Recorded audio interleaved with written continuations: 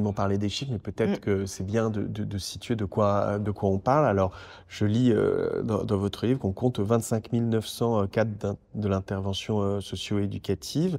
Alors, c'est des chiffres de 2014, si je vois bien. Je ne sais pas si ça a beaucoup, évolué. Ça a légèrement augmenté, oui.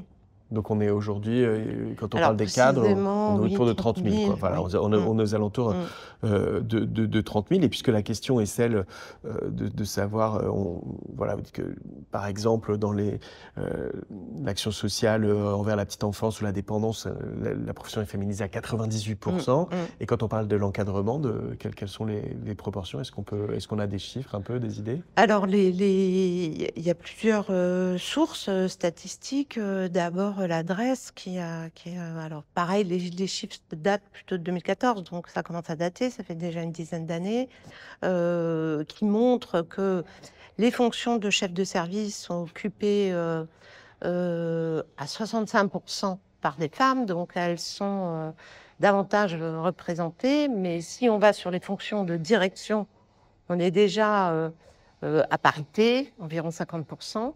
Et en revanche, sur les fonctions de direction générale, les femmes occupent à 40% les postes de direction générale. Donc on voit bien que plus on monte dans la hiérarchie de l'encadrement, et plus les hommes sont majoritaires. Parce qu'on associe à ces différentes fonctions des compétences qui sont plus ou moins masculines, considérées comme masculines ou féminines, c'est ça qui joue? Alors, d'une part, probablement, bien que évidemment ceci est associé à des représentations et en aucun cas ne justifie ces systèmes de ségrégation et d'injustice, mais aussi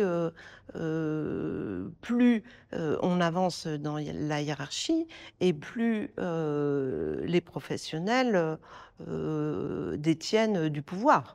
Et le concept de genre, si on peut le définir, c'est bien un rapport de pouvoir entre les hommes et les femmes.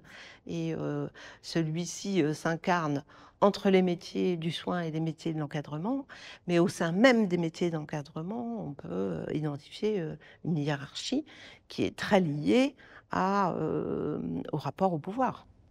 C'est-à-dire? C'est-à-dire que plus vous avez de marge d'action, plus vous avez de pouvoir de décision, d'orientation sur une organisation, et plus les postes sont occupés par les hommes. Avec des phénomènes de cooptation que vous avez analysés? Voilà, notamment.